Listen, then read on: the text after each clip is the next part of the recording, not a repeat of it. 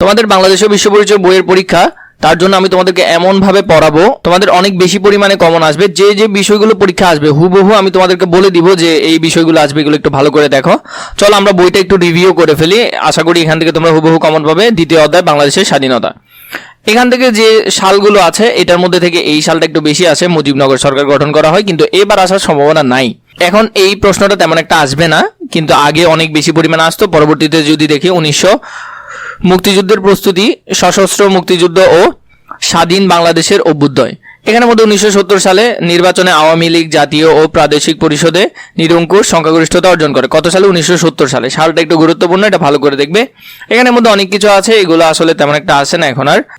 UNESCO 2017 সালে শেখ মুজিবুর রহমানের ঐতিহাসিক 7 মার্চের ভাষণকে ওয়ার্ল্ড ডকুমেন্ট হেরিটেজ বা বিশ্ব প্রামাণ্য দলিল হিসেবে স্বীকৃতি দেয়। এটা খুবই গুরুত্বপূর্ণ, এই প্রশ্নটা খুবই গুরুত্বপূর্ণ, এটা ভালো করে দেখবে।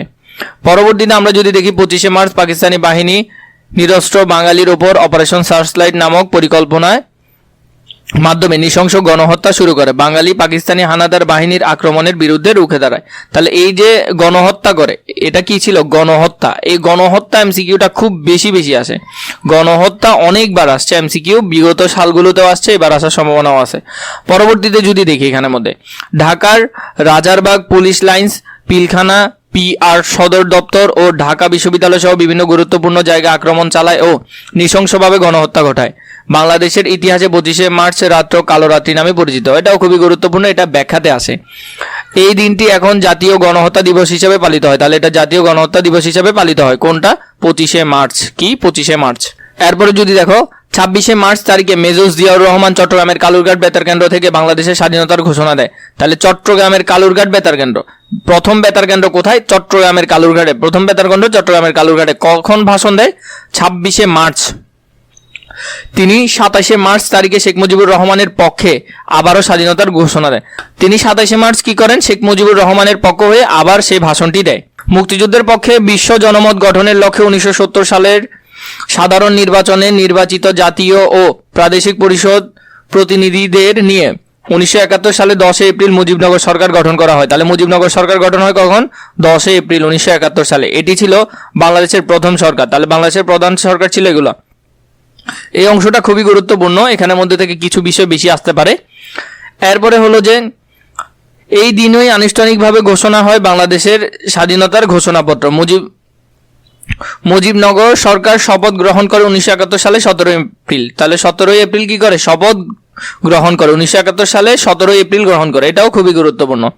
তখনকার রাষ্ট্রপতি ও মুক্তিযোদ্ধাদের সর্বাধিনায়ক ছিল শেখ মুজিবুর রহমান, তিনি ছিলেন এই দায়িত্বে। উপরাষ্ট্রপতি ছিল সৈয়দ নজরুল ইসলাম, অস্থায়ী রাষ্ট্রপতি ছিলেন তিনি।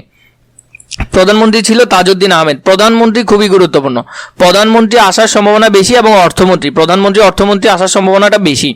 অর্থমন্ত্রী হলো এম মনসুর আলী, মনসুর আলী ছিল অর্থমন্ত্রী। এরপরে হলো স্বরাষ্ট্র, ত্রাণ ও পুনর্বাসন মন্ত্রী ছিল এইচ এম কামরুজ্জামান। পররাষ্ট্র ও আইনমন্ত্রী ছিল খন্দকার মোস্তাক আহমেদ আসার সম্ভাবনাও বেশি, কিন্তু সবচেয়ে বেশি হলো প্রথম দুইটা আসার সম্ভাবনা। কর্নেল MAG ওসমানী ছিলেন সর্বাধিনায়ক, মুক্তিযুদ্ধের প্রধান সেনাপতি ছিলেন তিনি। এরপরে সরকারের বাংলাদেশকে 11টি সেক্টরে ভাগ করে। কয়টা সেক্টর? 11টা সেক্টরে ভাগ করে, এবং 11 জন সেক্টর কমান্ডার নিয়োগ করে। তাহলে 11টা সেক্টরে কয়জন সেক্টর কমান্ডার ছিল? 11 জন সেক্টর কমান্ডার ছিল। প্রতিটি সেক্টরে নিয়মিত সেনা, গেরিলা ও সাধারণ যোদ্ধা ছিল। একবারে প্রতিটাতেই ছিল, প্রতিটি সেক্টরে নিয়মিত সেনা ছিল। মুক্তিযুদ্ধে বেঙ্গল রেজিমেন্ট, সৈনিক, EPR, পুলিশ, আনসার, কৃষক, শ্রমিক, ছাত্রছাত্রী সহ বিভিন্ন পেশার মানুষ অংশগ্রহণ করে। এরপরে যুদ্ধকে গণযুদ্ধ বা জনযুদ্ধও বলা হয়। এই যে যুদ্ধের মধ্যে সবাই অংশগ্রহণ করছে, বিশেষ করে সাধারণ জনগণ, সর্বোচ্চ স্তরের জনগণ। এটা খুবই ইম্পর্টেন্ট, এই এমসিকিউটা বেশি আসে। 1948 থেকে 1952 সালের ভাষা আন্দোলন, 1962 ও 1964 সালের শিক্ষা কমিশনার রিপোর্টের বিরুদ্ধে আন্দোলন। এরপর হলো 1966 সালে 6 দফা আন্দোলন, এটা খুবই গুরুত্বপূর্ণ 6 দফা। 69-এর অভ্যুত্থান এবং 70-এর নির্বাচন। 71 সালের মার্চ মাসে বঙ্গবন্ধু অসহযোগ আন্দোলন সহ প্রতিটি ক্ষেত্রে ছাত্র সমাজ অগ্রণী ভূমিকা পালন করে। তাহলে এই যে বিষয়গুলো আছে, এগুলো থেকে এমসিকিউ আসতে পারে, এগুলো খুবই ভালো করে দেখবে। পেশাজীবী, এখানের মধ্যে আসবে উদ্দীপক রিলেটেড। কোনো একজন মানুষকে দিয়ে দিবে, তিনি পেশাজীবী ছিল, তিনি তার পেশা ছেড়ে মুক্তিযুদ্ধে অংশগ্রহণ করেন। তো তোমাকে বলবে তিনি কোন ধরনের মানুষের প্রতিনিধিত্ব করেন। তিনি পেশাজীবী মানুষদের প্রতিনিধিত্ব করেন। সাধারণ অর্থে যারা বিভিন্ন পেশায় নিয়োজিত ছিল তারাই পেশাজীবী ছিল। পেশাজীবীদের বড় অংশ প্রত্যক্ষ ও পরোক্ষভাবে বলতে কি, তারা বিভিন্নভাবে বিদেশিদেরকে জানিয়েছেন, আন্তর্জাতিক ফোরামে বক্তব্য রেখেছেন। এই যে অপশনটা দেখো কি কি, বাংলাদেশে মুক্তিযুদ্ধের তথ্য সরবরাহ, সাহায্যের অবদান, এরপরে বিভিন্ন আন্তর্জাতিক ফোরামে বক্তব্য প্রদান, শরণার্থীদের উৎসাহ প্রদান। এই যে এগুলো আসবে উচ্চতর দক্ষতায়। এই প্রশ্নগুলো আসবে উচ্চতর দক্ষতার মধ্যে, খুবই খুবই বেশি গুরুত্বপূর্ণ উচ্চতর দক্ষতার জন্য, ভালো করে দেখবে। এরপরে নারীদের, বিশেষ করে ছাত্রীদের অংশগ্রহণ ছিল স্বতঃস্ফূর্ত, মানে ছাত্রীরা, নারীরা অংশগ্রহণ করেছে। পাকিস্তানি হানাদার বাহিনী কর্তৃক নির্যাতিত হন অসংখ্য মা বোন, তারাও মুক্তিযুদ্ধের সহযাত্রী ত্যাগের স্বীকৃতি হিসেবে সরকারিভাবে তাদেরকে বীরঙ্গনা উপাধিতে ভূষিত করা হয়। কি, মেয়েদেরকে বীরঙ্গনা উপাধি দেওয়া হয়। 2016 সালে তাদের মুক্তিযোদ্ধা হিসেবে স্বীকৃতি দেওয়া হয়। এটা খুবই বেশি গুরুত্বপূর্ণ। তাহলে মেয়েদেরকে বা ওই রকম যারা ছিল ওদেরকে মুক্তিযোদ্ধা হিসেবে ঘোষণা দেওয়া হয় 2016 সালে। কত সালে? 2016-তে। এরপরে সংবাদপত্র ও স্বাধীন বাংলা বেতার কেন্দ্র এই ব্যাপারে অগ্রণী ভূমিকা পালন করেন।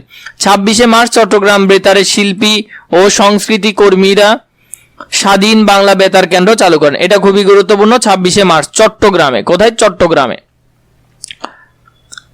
এরপরে হলো, এছাড়া মুজিবনগর সরকারের প্রচার সেলের তত্ত্বাবধানে প্রকাশিত জয় বাংলা পত্রিকা মুক্তিযুদ্ধের বিশিষ্ট ভূমিকা পালন করে। তাহলে পত্রিকার নাম ছিল কি? জয় বাংলা। প্রবাসী বাংলাদেশী মুক্তিযুদ্ধের জন্য অর্থ সংগ্রহ করেছেন। এটা খুবই বেশি গুরুত্বপূর্ণ, উচ্চতর দক্ষতায় প্রশ্নে আসতে পারে, ডিরেক্টও আসতে পারে। বাংলাদেশের পক্ষে সমর্থন আদায়ে বিভিন্ন দেশের পার্লামেন্টের সদস্যের নিকট ছুটে গিয়েছেন। এই ক্ষেত্রে ব্রিটেন ও আমেরিকা প্রবাসী বাংলাদেশী ভূমিকা বিশেষভাবে উল্লেখযোগ্য। তাহলে কোন কোন দেশে? ব্রিটিশ এবং আমেরিকা। এরপরে যদি দেখি আমরা বুদ্ধিজীবী, মুক্তিযুদ্ধে গান, নাটক, কবিতা এগুলোর মাধ্যমে কি করেন? বুদ্ধিজীবীরা বিভিন্নভাবে সাহায্য করেন। পরবর্তীতে ভারত 6 ডিসেম্বর আনুষ্ঠানিকভাবে বাংলাদেশকে স্বীকৃতি প্রদান করেন। কখন? 6 ডিসেম্বর প্রদান করেন।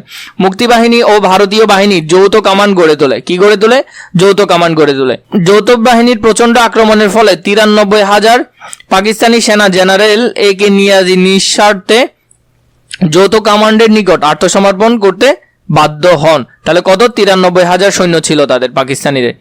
বিলুপ্ত সোভিয়েত ইউনিয়ন, বর্তমান রাশিয়া কি করেন? আমাদেরকে প্রথম সমর্থন জানান।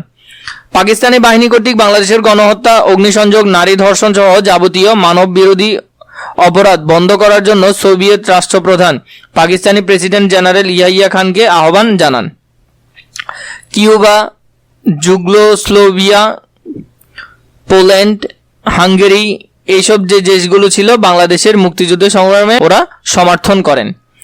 এরপরে যে বিষয়টা আছে আমরা যেটা দেখছি, শিল্পী জর্জ হ্যারিসন, পণ্ডিত রবিশঙ্কর ও আলী আকবর খান মুক্তিযুদ্ধের সমর্থনে বিশ্ব জনমত সৃষ্টি ও দান সহায়তার কার্যক্রম পরিচালনার লক্ষ্যে যুক্তরাষ্ট্রের নিউ ইয়র্ক শহরে কনসার্ট ফর বাংলাদেশ আয়োজন করেন। এটা খুবই গুরুত্বপূর্ণ। ওরা যে 3 জনের নাম আছে এটাও খুবই গুরুত্বপূর্ণ। বিশ্ব শান্তি ও নিরাপত্তা রক্ষা করা জাতিসংঘের মূল লক্ষ্য উদ্দেশ্য, এটাও আসতে পারে এমসিকিউতে।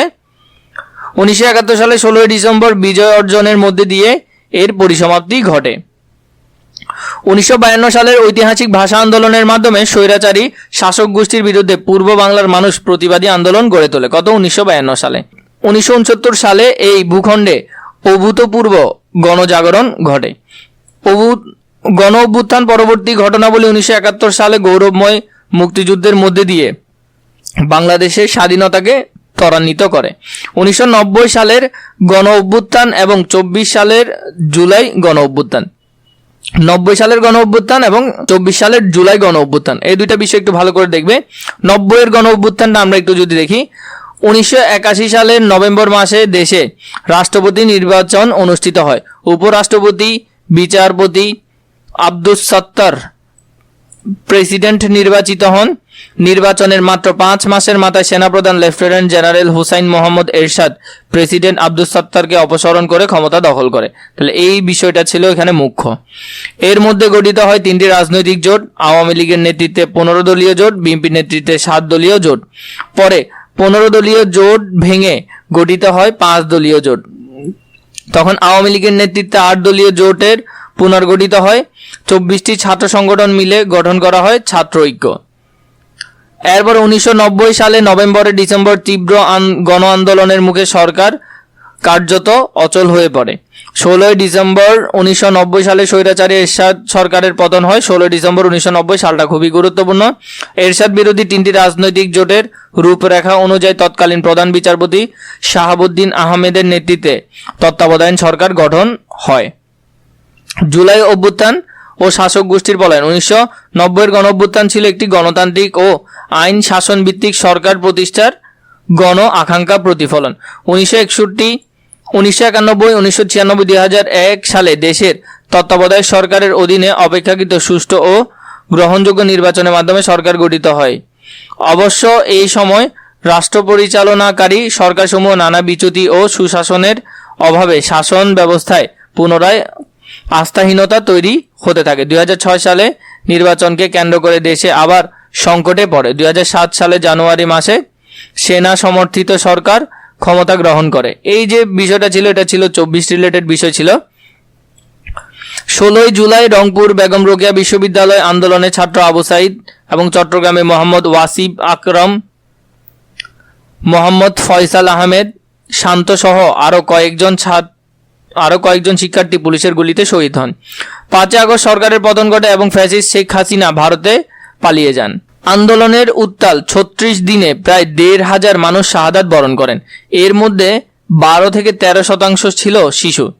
2025 সালে জাতিসংঘ office of the high commissioner for human rights OHCHR, তো এই বিষয়টা একটু ভালো করে দেখবে। এখানে 24 সালের যে জুলাই গণ অভ্যুত্থান ছিল, অভ্যুত্থান নিয়ে লেখা আছে। এটা নিয়ে এবার উদ্দীপক আসতে পারে, তোমরা একটু ভালো করে বিষয়টা জানবে, যদিও তোমরা সকলেই জানো।